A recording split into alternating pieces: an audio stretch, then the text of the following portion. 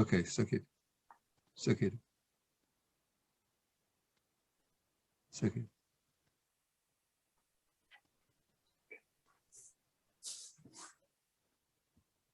Welcome, everyone who will be watching this video at a future time. We are very happy to have the Venerable Bhikkhu Bodhi in this discussion with the Clear Mountain Monastery crew. That's myself, Ajahn Kobilo, and Ajahn Nisabo. And we just have this great opportunity to have Bhikkhu Bodhi here, and I'll just read a quick introduction for anyone who doesn't know the Venerable. So, Venerable Bhikkhu Bodhi is an American Buddhist monk from New York City. After obtaining a BA in philosophy from Brooklyn College in 1966 and a PhD in philosophy from Claremont Graduate School in 1972, he traveled to Sri Lanka, where he received successive ordinations in 72 and 73. For many years, he served as the president and editor of the Buddhist Publication Society in Sri Lanka. In addition to numerous essays on a broad range of Buddhist topics, Bhikkhu Bodhi has worked as the editor, compiler, and translator of 3 of the 5 main discourse collections of the Pali Canon, that is the Majjhima, Sutta, and Anguttara Nikayas, along with the Sutta Nipata and the Nidesas. In 2001, Bhikkhu Bodhi returned to the US, and in 2008, together with several of his students, founded the Buddhist Global Relief, a nonprofit supporting hunger relief, sustainable agriculture, and education in countries suffering from chronic poverty and malnutrition. Venerable Bodhi is currently resident at Chuan Yen Monastery in Carmel, New York, where he continues to teach and translate. Yes, thank you, Venerable, for agreeing to have this conversation with us. Our broad topic will be Buddhist monasticism in America. And to start off with, was just curious, when you were first struck with the image of the monastic, when you first were taken up with this idea of being a Buddhist monk, or yeah, when you were first inspired by that? So that is the question. That's the question, yeah. I think when I first began to read about Buddhism, it just seemed that if you really wanted to take it seriously and to pursue it full time, the way to do so is by becoming a monk. This is not to say that lay people can't pursue the Dhamma seriously, but if one wants to do it full time, I thought the natural way to do that is by becoming a monk. And then I just felt this sort of natural draw towards a life of full-time dedication to the practice of the Buddhist path. And that would have been in the early 70s or late 60s? Well, the way this sort of happened, like I became interested in Buddhism maybe my junior year in college, junior and senior year in college. And then an interesting thing happened that I wrote about. This was during the summer between my junior and senior year in college.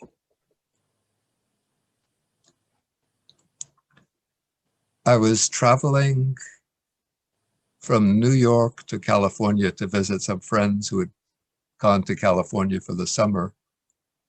And I got a ride with some people from Brooklyn College who were also going to California.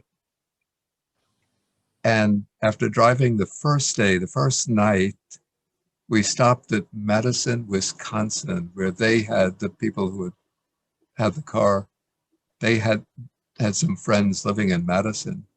And so we spent the night there. And then the next morning, I got up and just went out for a walk. And before long, I found myself on the campus of the University of Wisconsin in Madison.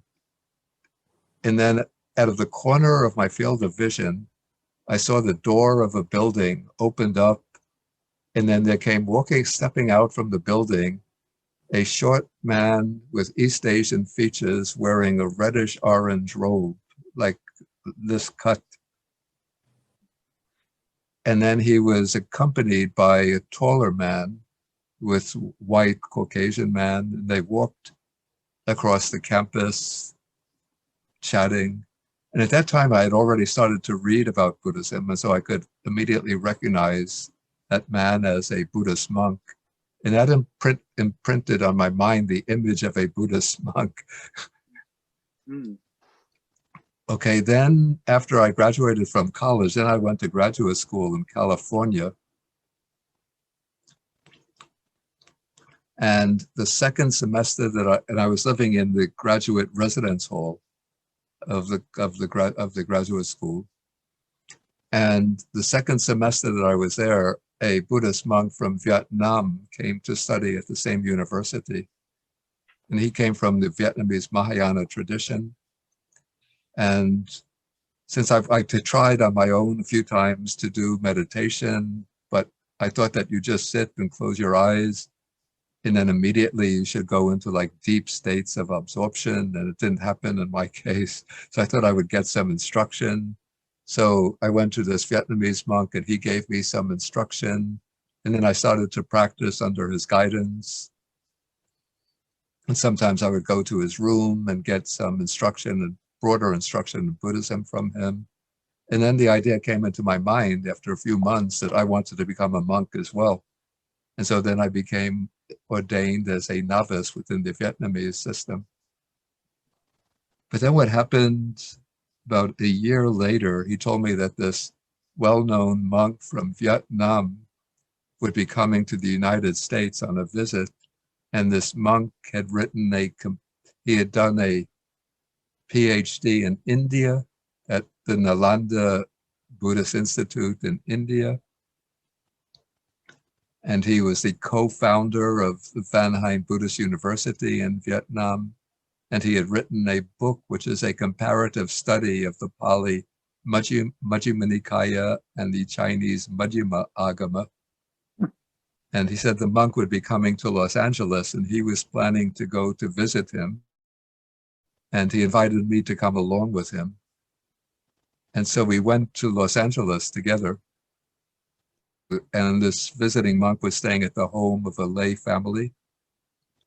And so we came to the house of that family. And then when we arrived, they called the distinguished monk to come out from his room. And when he came out, I saw that is the same monk that I saw walking across the University of Wisconsin about 2 years earlier. Yeah, I sort of, at first I had a little hesitation. Could it be the same? Maybe not.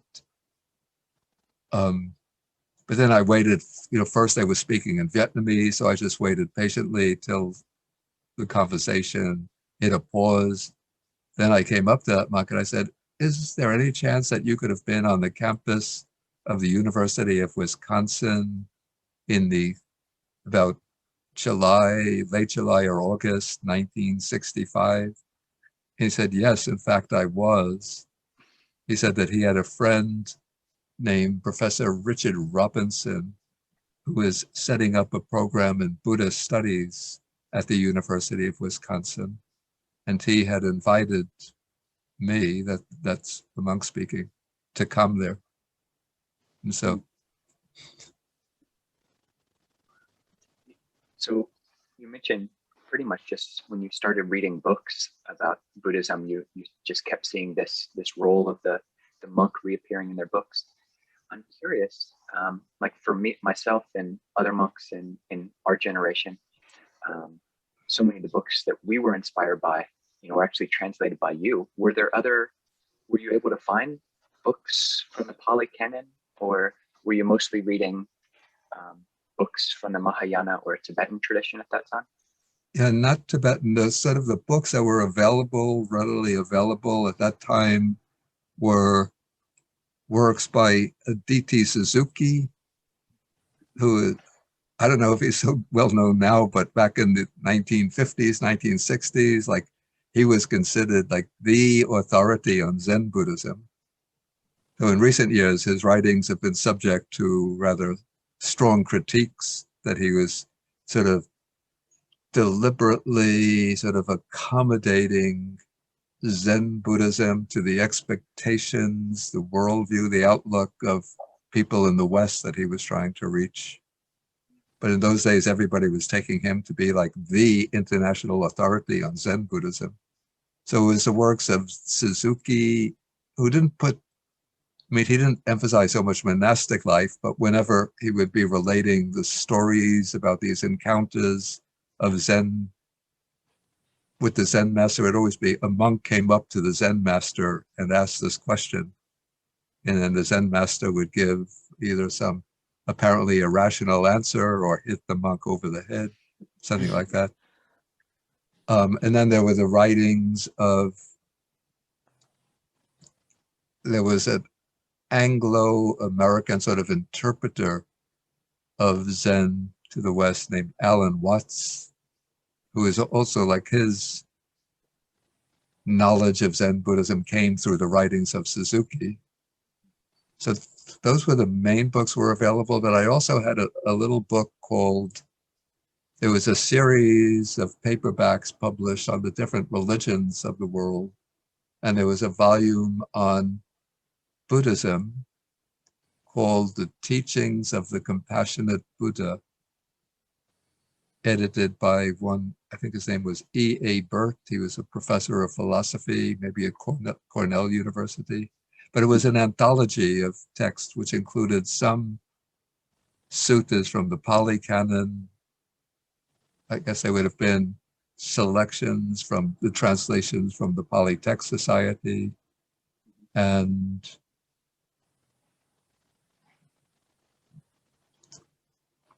yeah, it had a number of chapters from the Dhammapada, I think in Max Muller's translation, as well as selections from Mahayana Sutras and then some from later works in China, Japan, something from Tibet, you know, just a broad anthology of Buddhist texts. Bhante, you say that the sort of thought of becoming a monk came into your mind. I'm just always really touched by that moment in someone's life. Is there any specific like moment you could describe in detail where it really kind of came, where it was really decided for you, and what was that moment? You know, it wasn't like I had to struggle with the question, should I become a monk or not? Just, as I said, when I started to read about Buddhism, it seemed like the natural thing to do if you wanted to follow the Dharma full time is to become a monk. But it wasn't the case that as soon as I met the Vietnamese monk at Claremont Graduate Residence Hall, the thought came, immediately let me become a monk. Since still I had some, you know, at the same time that there was that interest and the wish to learn more about Buddhism and to practice, there was also this sort of skeptic sitting in the back saying, you know, is this really true? Or maybe it's just one more fabrication of the human mind, unable to adjust to kind of another form of escapism, unable to adapt to the hard reality that we're just conglomerates of material particles that at death will just disintegrate into dead matter. But once I started to practice meditation with under his guidance and started to experience the benefits, just after a few months, about 3 months, I think, then I decided that I want to become a monk myself. Now at that time, this is the early 70s or even the late 60s. This was 1967. Yeah, okay, late 60s. Pretty much you did make the decision that to be able to fulfill this goal of becoming a monk, that you had to go to Asia. And now, I mean, all three of us are currently living in America. I ordained in America.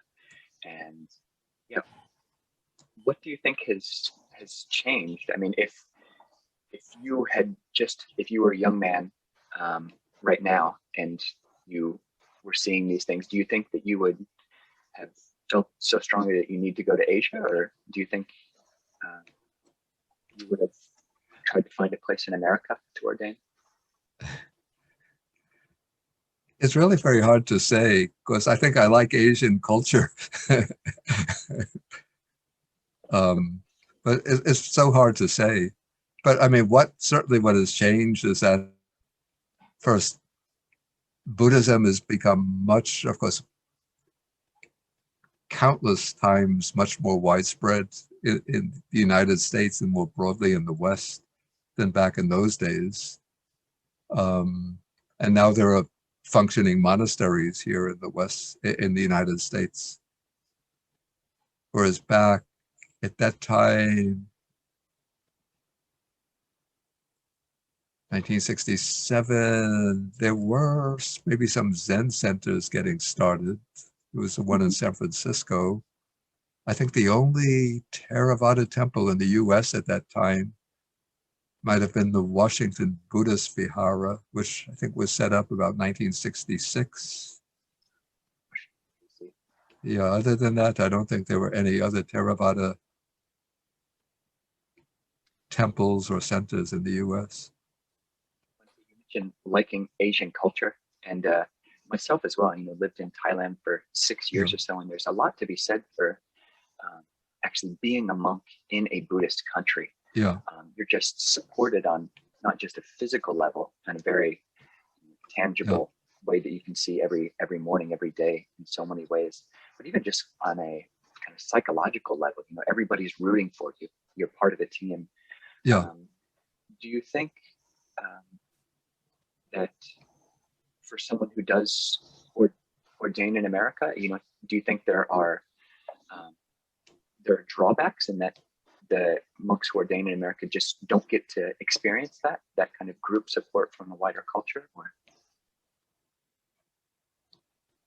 Well, what I understand is that monks who ordain through Abhayagiri do get to go to Thailand and spend time in Thailand, so that exposes them to the Asian culture.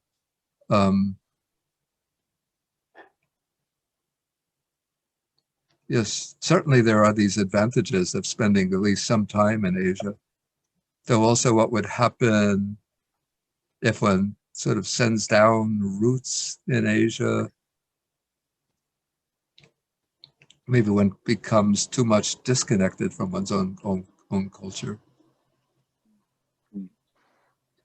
Bhante, I'm curious, since the Reformation, the West, or specifically America, has lacked a strong monastic figure, replaced that spiritual archetype. So I'm curious how you think that's what we've turned to fill that role in the absence of monastics, both Christian and otherwise, and how that lack has affected us in terms of our culture and history or economy. I know it's a gigantic question, but I'm curious what comes up when you think about how that lack of a spiritual role has affected us in the long term.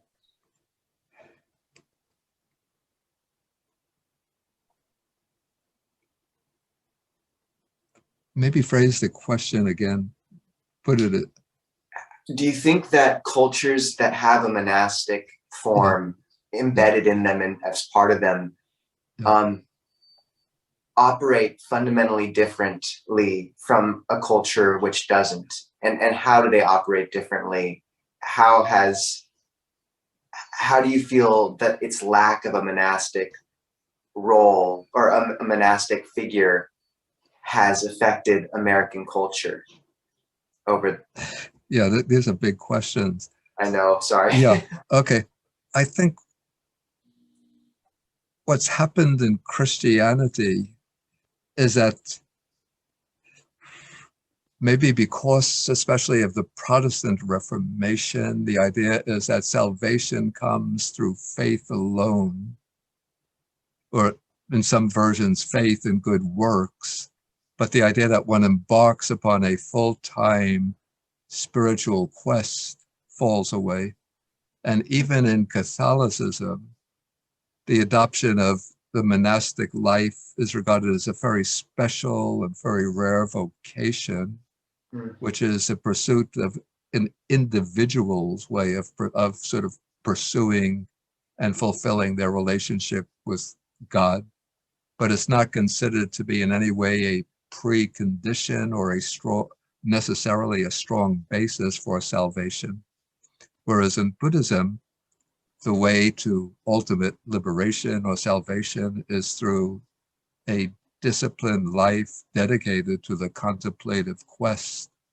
And so that virtually requires a monastic system of organization to provide the optimal conditions for that dedicated quest for the contemplative life. And that has an impact on, I would say, on the whole society, particularly, I mean, in countries in which Buddhism is the dominant religion, because then it instills in the entire society and culture a respect and reverence for those who dedicate their life to the spiritual quest. And in theory, at least, they become the ideal model even for lay people, at least to show respect and reverence for those who adopt the monastic life and to support them. And so in theory, you get a society which is structured around a relationship of mutual support between monastics and lay people, where the lay people provide the monastics with their material requisites, and the monastics provide the lay people with dhamma teachings, and also with the models of a disciplined life of renunciation. So I say in theory, that sort of orients the culture and the society towards renunciation. And I keep on using the phrase in theory because in practice, it's very different. I mean, it's very difficult for societies in which the great majority of people, even if they are might just be nominally Buddhist, but still very much their minds are governed by worldly desires and pursuits.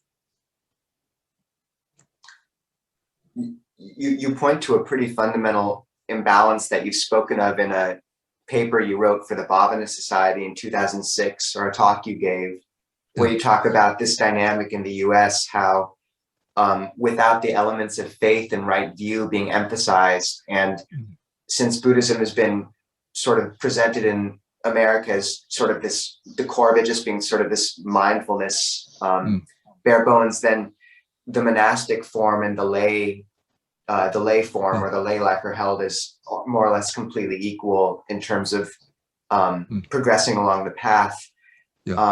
So how do you see, what is a healthy route forward for Buddhism in the US in terms of coming to because I've also lived in those Eastern cultures, and in this paper you mentioned that sometimes those roles get too crystallized as well, and lay people leave all the spiritual development to the monastics.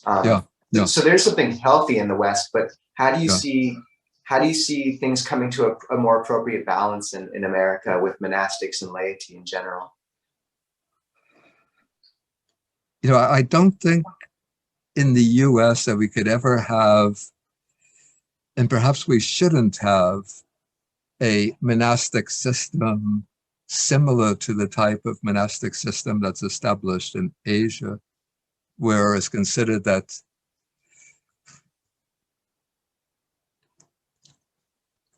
where the basic function of the monastic is to maintain temples in order for the purpose of maintaining the Buddhist religious identity.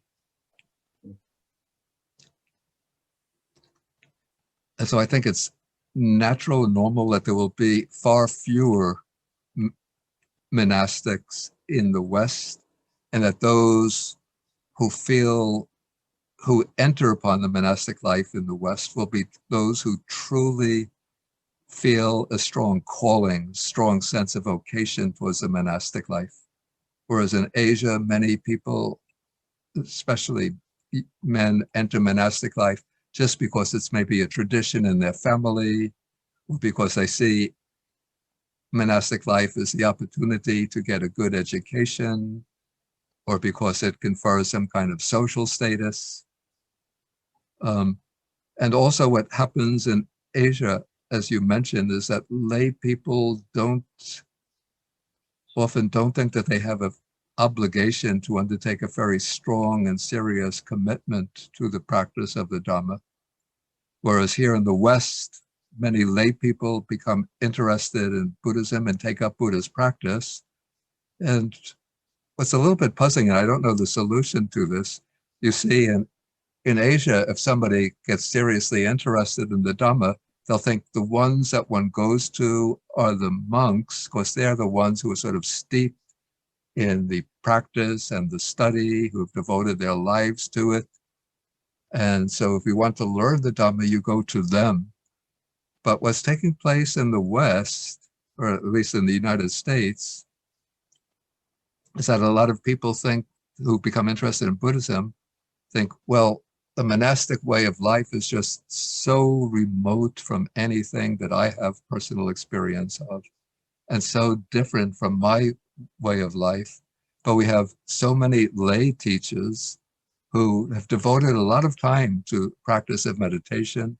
Some probably have done quite a lot of reading in the Dharma, and are very skillful in being able to explain Buddhist teachings in a way that are adapted and adjusted to the needs of lay people, and can understand the lay audience better because they have experience of the lay life. So that seems like a fairly valid criticism or line of reasoning, Bhante.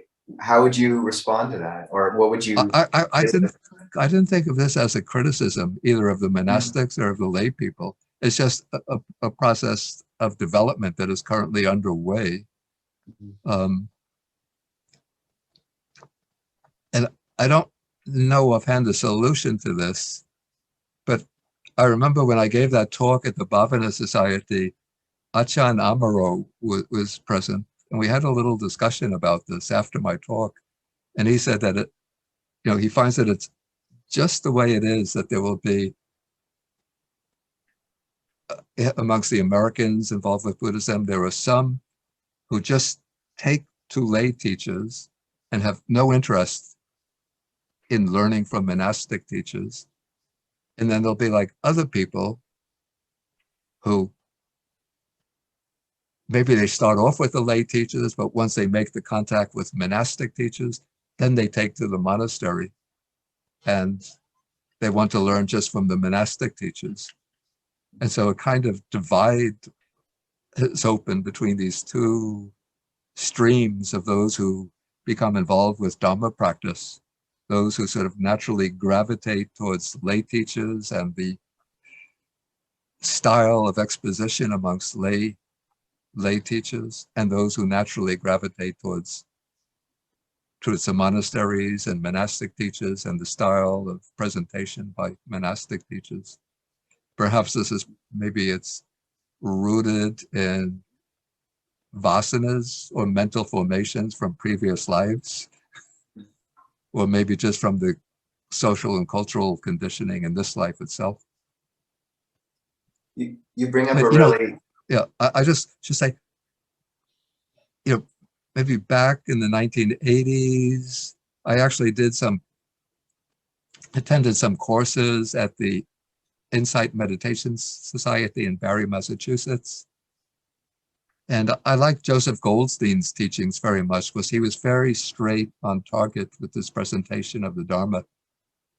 And since then, since those days, I haven't listened very much to recordings of teachings by lay teachers. So I don't know very much the style of teaching. But what I would assume, in order to make the Dharma sort of palatable to people living in lay life and committed to lay life, is that there'll be shifts in emphasis and even shifts in interpretation and presentation, so that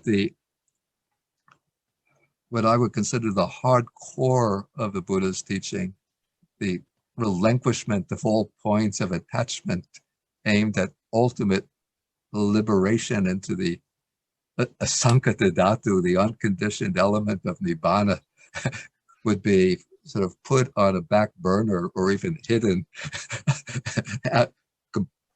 completely discarded in favor of things like, experiencing more fully the here and now, living with deep appreciation of our lives.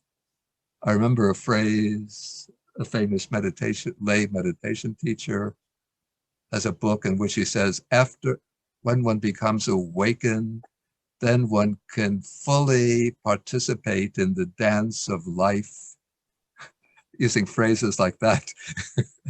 Whereas for we're not good dancers. yeah, for one who embarks on the life of on the monastic life is one who is sort of departing from the dance of life.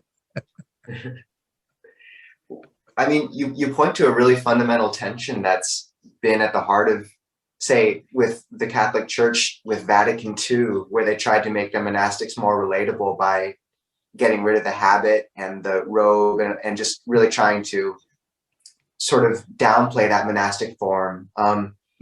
You point to a really interesting tension, like how are monastics relevant in that case? And how much do we adjust ourselves and our teachings and our form to the culture in order to speak to a wider audience? Or is our role more to just be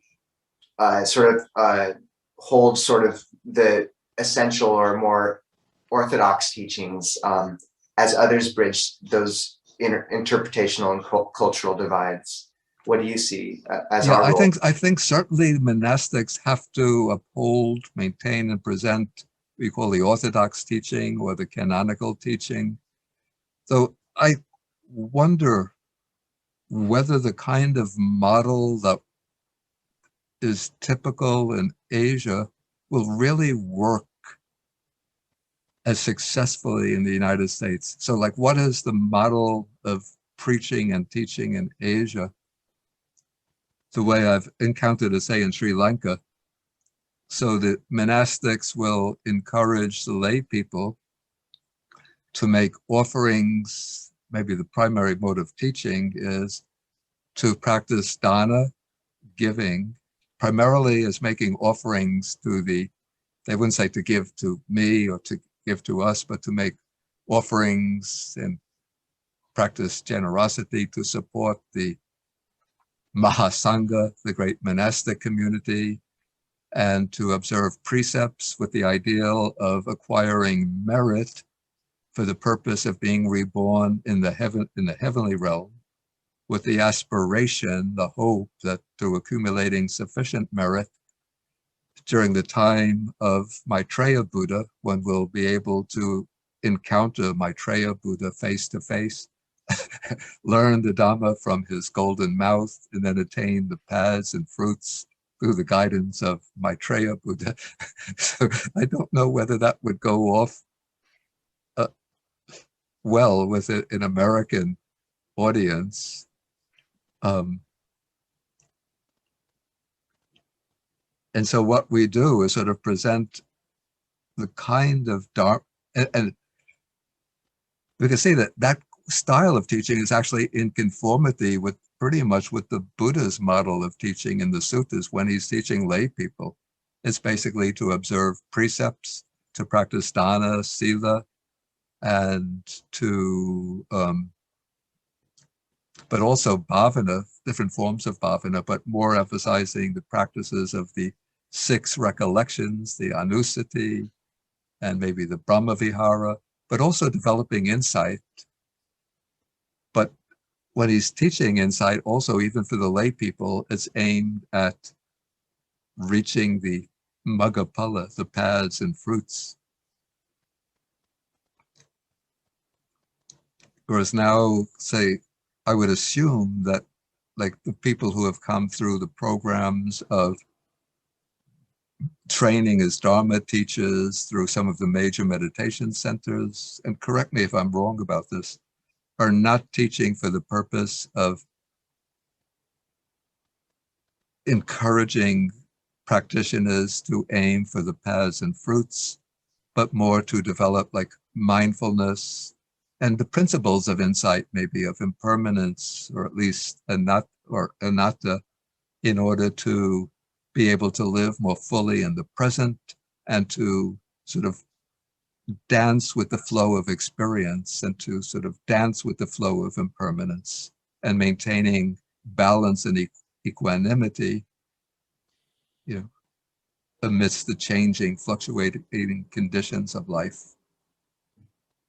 But I don't know whether the teaching that coming out of the lay teachers who have been trained in those systems are putting stress on nibbida, viraga, vimutti, you know, disenchantment, dispassion, liberation.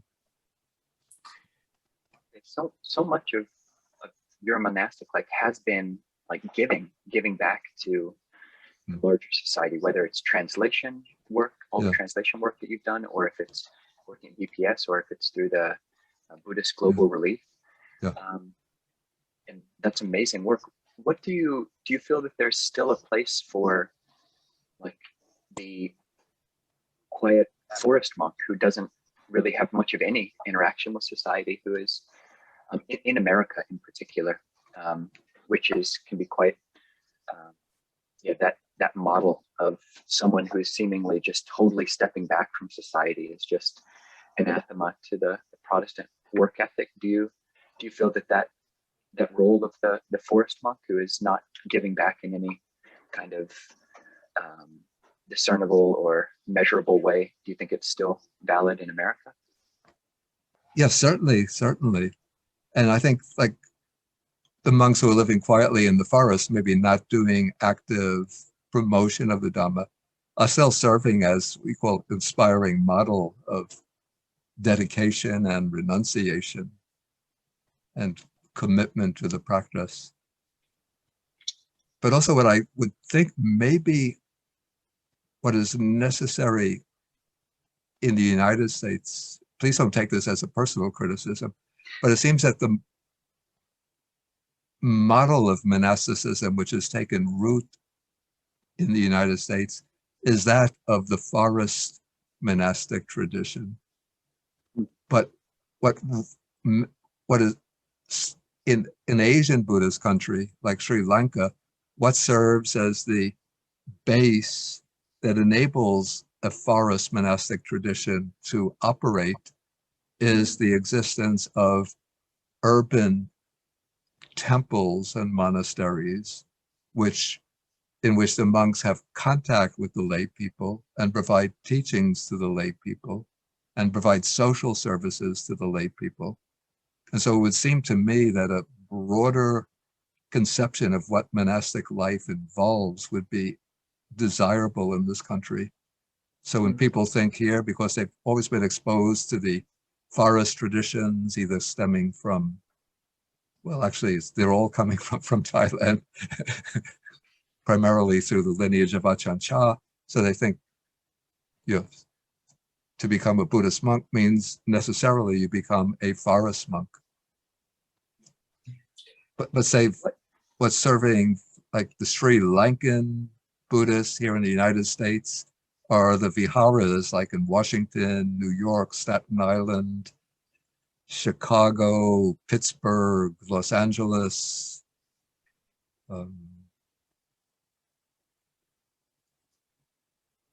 Bhante, I think you make a really good point, and it's something I've seen borne out in our own tradition is the new generation of monastics, myself included.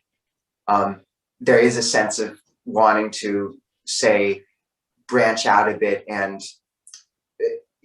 find new ways of embodying this form, some of which are more involved. And yet I've also seen and I think that was the case in the Buddhist time as well. You're right. There are these, the monastic system in these countries is broad and inclusive of many different forms. I've also seen when, say, the Vinaya the monastic code is compromised too much, I've seen the monastic form really dulled and its power really softened. And so, but my sense is that that's not a monastic might still exist, say, closer to the lay people and city centers, but still maintain that essential core of what it means to be a monastic. Yeah, So, yeah, so what's the essential core? How do we still be good monks, even if we're not forest monks? You know, yeah. how do we adapt but not lose? I think certainly one has to uphold the fundamental principles of the Vinaya. So I think within an urban environment, the need for some flexibility is there. And I'm somewhat flexible here, so I'm not in the Theravadan forest monastery, so I have to be flexible in certain respects. But I'd say a dedication to one's internal development and practice is sort of the core. And too often within the village temples and city temples that I've seen in Sri Lanka, that core gets lost. But I've seen amongst the Sri Lankan monks in the United States, in city temples, very, very good quality, very like dedicated to both presenting the Dhamma to others and maintaining the traditions, the ceremonies and rituals which are necessary for the people of their own culture, but also dedicated to their own practice. Maybe not as intensively as is possible within the forest, but they maintain that dedication to the practice.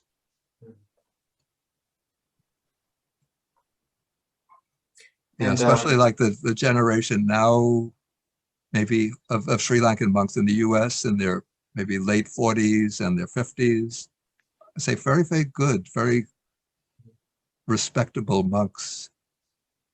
and one thing you're pointing to a bit, Bhante, is the holding up, say, in this tension between the lay teaching style and the monastic, Yeah, what's embodied in monastic teaching is the emphasis, or at least emphasis on the transcendent, perhaps. yeah, And I understand that in the past 50 or 60 years, there has been much more emphasis on, say, mindfulness and just imminent yeah, happiness in the present life as embodied in these wholesome mind yeah, states and yeah, yeah. development. Do you feel like with the world's current movement into climate collapse, various difficulties, do you think that image or importance of the transcendent is being raised up at all again? Is there a new importance to it? Do you see people being drawn more towards ordination, say, based on that in the US? Or do you think there's any change in these past few years that you've seen?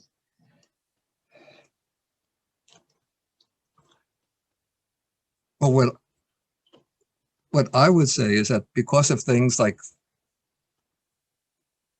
the disruption of the natural climate and various social problems that we have, income inequality, a lot of poverty, even in this country, and a lot of deluded thinking on the part of people, I think that there's more need for Buddhists to deliver a message of, we call this an immanent message rather than the transcendent message, to explain those principles of Dharma that are necessary to create a rational, wholesome, integral society,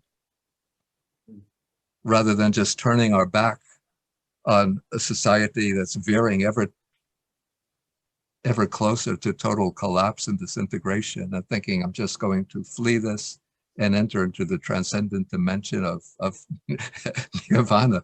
But we have to uphold and promote those principles of the Dharma that are conducive to establishing a sane society that can be truly healthy and wholesome and beneficial to the great masses of people, like promoting such values as greater social and economic justice, environmental sustainability. It makes a lot of sense to me then, your recent project on the teachings of communal harmony that you published. Yeah, actually the way that book came about, I didn't have the original impetus to compile that book on my own, but after the end of the ethnic conflict in Sri Lanka, which ended, I think it was 2009. There's an institute at Columbia University, the Institute for Peace Studies, something like that. They said that they wanted some teachings from the Buddhist texts to present to monks in Sri Lanka, teachings that will conduce to social harmony and peaceful relations amongst different communities. And they asked me if I could provide them with find some texts that would be relevant to their project. And so then I started just looking through the Nikayas and made up a little outline, and then started putting in one text under this heading, more text under that heading. And then before long, I had this collection, which I sent to them, to the people at Columbia University. And then about a month later, after I submitted that, my friend, his name is Alan Sinauki, now he's the abbot of the Berkeley Zen Center. But he was doing work in Myanmar, in Burma, trying to bring different communities together. And so he called me up and he asked whether I could provide him with any texts that would be relevant to promoting communal harmony in Myanmar. And I told him, I have just the collection for you. And I sent him that collection. And he had it translated into Burmese. So it was first published in Burmese, but he told me this would be useful to have published in the United States. So then I wrote an introduction to it and introductions to the chapters, and then submitted it to Wisdom Publications, and then they published it.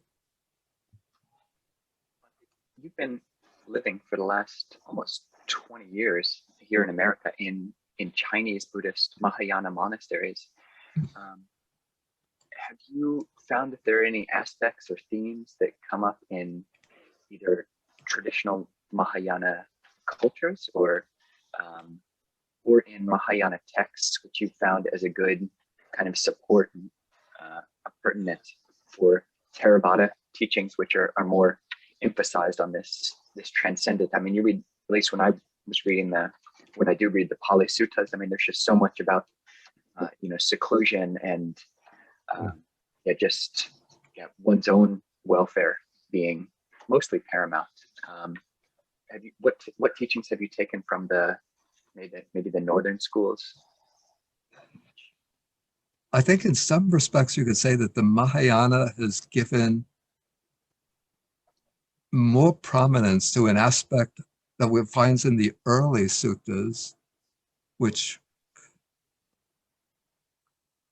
often is not sufficiently emphasized theoretically, but I would say it's embodied within the Theravada traditions. And that is, one finds often when the Buddha is teaching, he'll say, for your own good, you should do this, and for the good of others, you should do this. And so maybe in theory, sort of the way, I'm not even sure this applies to the Theravada schools, but some of the other early schools developed putting more emphasis on seeking one's own good at the expense of the good of others, whereas the Mahayana, through the way they've developed the Bodhisattva ideal, has put more emphasis on promoting the good of others. But I say in theory this has happened because the way I've seen Buddhism expressed and embodied in Sri Lanka, there's a lot of emphasis from the monks on promoting the good of others, particularly amongst the town and city monasteries. And it's not just through like performing ceremonies and rituals for the lay people, but say in a village, the sort of social center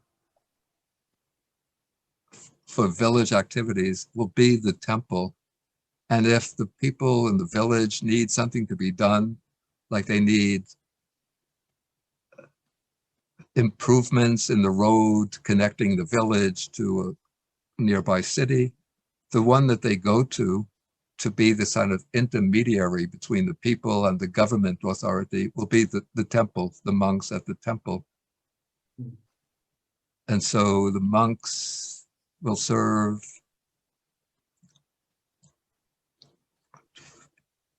this role of sort of being the advocate for the welfare of the people in the village.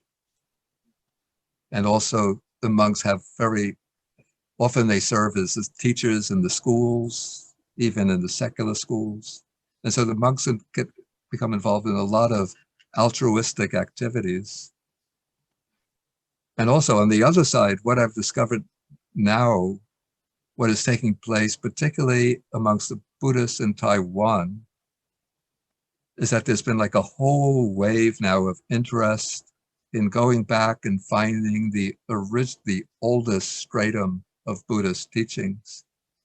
In fact, sort of what got me maybe connected with Chinese monasteries when I came back to the United States. When I first came back, I was staying in the Sri Lankan temple, the New York Buddhist Vihara, but they had shortage of rooms. So I was staying in a storeroom. So I had to find another place. The Vasa was coming. I had to find another place. And then I went to some Buddhist function where there were different representatives. And there was an old Chinese monk who had a Chinese Canadian translator. And his Chinese Canadian translator knew of me. You know, when he heard my name, he knew of me. And he told me that they were all studying the Nikayas.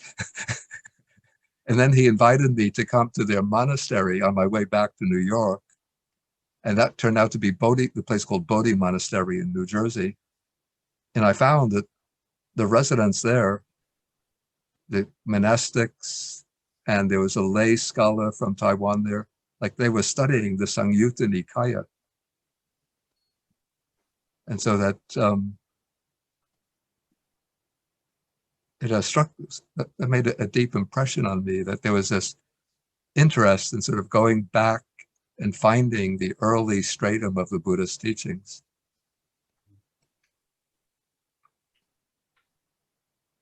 Our time is running up. We had a couple of kind of rapid fire questions if you were up for those. Maybe one of them is, do you have 3 books that you would recommend for, say, an American Buddhist, maybe beginning to be interested in monasticism?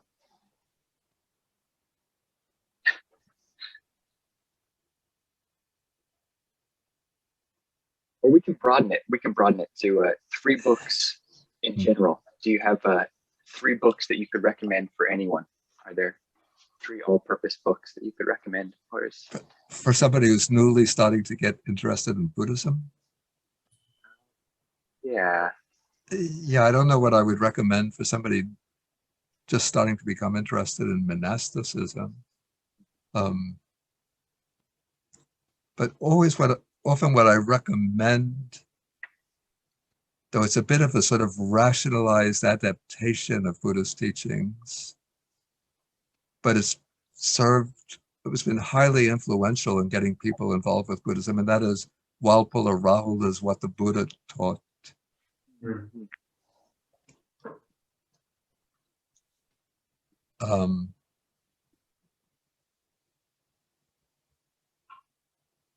And I don't like to sort of promote my own books, but I do like to recommend, like I have a little book called The Noble Eightfold Path, which explains the 8 factors of the Noble Eightfold Path.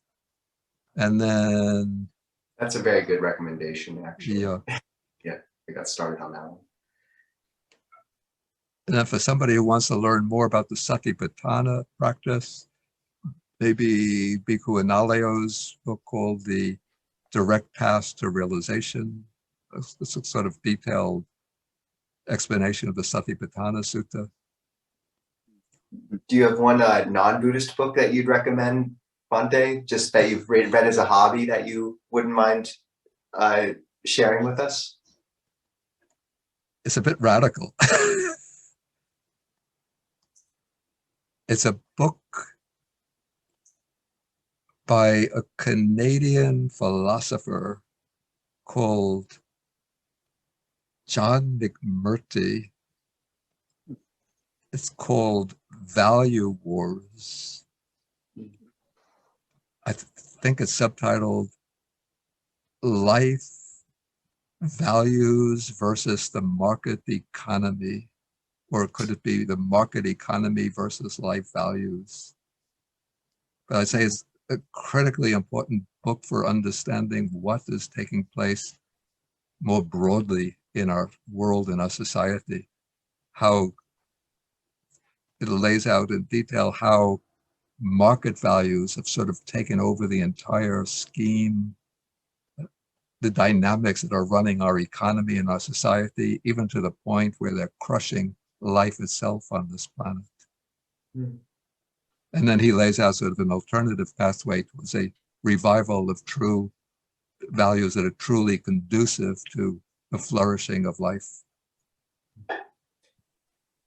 And Bhante, sorry, these are questions I've wanted to ask for a long time. I've heard a teacher say that it's strange that in the Pali Suttas, you never have a monk asking the Buddha how he became the Buddha. And the idea that, yeah, go on. Oh, well, the idea is that maybe that when the schism between the Mahayana and the Theravada manifested, that the Theravada redactors kind of maybe left out certain teachings that would have said that, because it is strange that it doesn't come up often. Do you have any thoughts on that? I was curious. I've actually thought a lot about that. And yeah, I wrote a paper called, I think it's called Arhats, Buddhas, and Bodhisattvas, or Arhats, Bodhisattvas, and Buddhas, something like that, in which I present that exact same question or problem, why we don't see in the early texts anybody come to the Buddha and say, Bhante, what is the practices through which you became a Sammasambuddha? And how can a person undertake those practices? But then they do emerge within the Pali Canon in the work called Buddhavamsa and Charya Pitaka. Mm. But those are regarded as having arisen in a somewhat later period, maybe a couple of centuries after the older stratum of the teachings. Mm. And so I've seen some scholars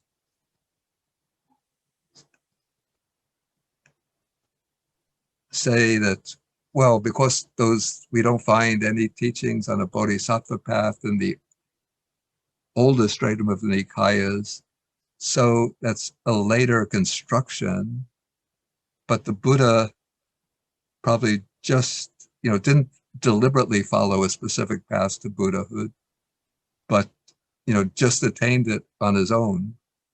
But it seems to me a bit odd that it's part of the cosmic process, according to the earliest texts, that periodically, over long periods, some Buddhas arise, and when they arise, they all teach the same thing, and they all have bodies with the same characteristics. So it would seem that there should be definitely like a course of practice that culminates in Buddhahood. Maybe, so do you have another question? I've got one, and then would you want to ask the final one? No, it's fine. I'm curious what you think is the most important issue in American Buddhism at present, something which we need to emphasize. What is the most important issue? Yeah, in American Buddhism. I'd say probably the most important issue or challenge is maybe preserving the authentic integrity of the Dhamma against the tendency to accommodate Buddha's teachings just to meet the imminent or mundane needs of people living in the world, like to lose sight of the Buddha Dharma as a path to world transcending liberation, and the danger that it will just turn into a way to live maybe a more, of course it will be a wholesome life, but just a life of purely human flourishing rather than transcendent realization. And that is a tendency that takes place maybe in the mindfulness movement. And then you have the development of secular Buddhism, which I don't, I could see how many people will find meaning and value in putting in brackets teachings like karma and rebirth and trying to uncover those aspects of the Buddha Dharma that are conducive to human well-being and flourishing here and now. But if one rejects or completely neglects those world transcending aspects of the Buddha Dharma, then Buddhism is going to lose that flavor of vimutti rasa, the taste of liberation, and become just the taste of accommodation. A pseudo-Buddhist quietism. Yeah. But Bhante, that we know we've taken a lot of your time, and I on that note, I really want to thank you for all you've done in terms of preserving that core and those transcendent aspects, and certainly you played a huge role in both my own Ajahn Kovilo and many monastics and other practitioners' lives and trajectories along this path. So I'm so grateful. Thank you very much. Okay. Thank you for the opportunity to May we share pay some respect. thoughts. Okay.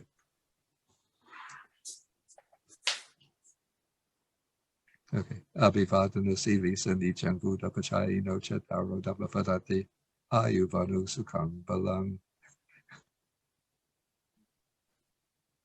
Thank you, Bhante. I can clip this off if we want. Okay. You can ask it. Yeah. Although you can tell us if you want us to include it. If science discovered a way to revive the Tyrannosaurus Rex, should we do it? This is a question Sam Harris asks at the end of every interview, and we thought we would ask you just to get the Dharma perspective. But we didn't want to put it on the actual recording because we're embarrassed. To revive the Tyrannosaurus Rex? Tyrannosaurus Rex. The dinosaur. Yeah. Like get their Should DNA. it be done if we could do it? I guess this is leading into the ethical question. Should we do anything that can be done? Probably it shouldn't be done. But I guess the Tyrannosaurus Rex would then start destroying everything in sight. No? It's a little bit maybe like asking if we can detonate all of the nuclear weapons that we have in our arsenal. Should we do so? Certainly not. Good. Thank you so much. Okay. Maybe we could resuscitate one of them and keep it in a zoo, but not a male and a female, because then they'll come together and reproduce, and then we'll have a whole bunch of Rexes taking over the planet. Should we cut this part out of the recording, Bhante, or do you want us to keep it in there? It doesn't matter to me.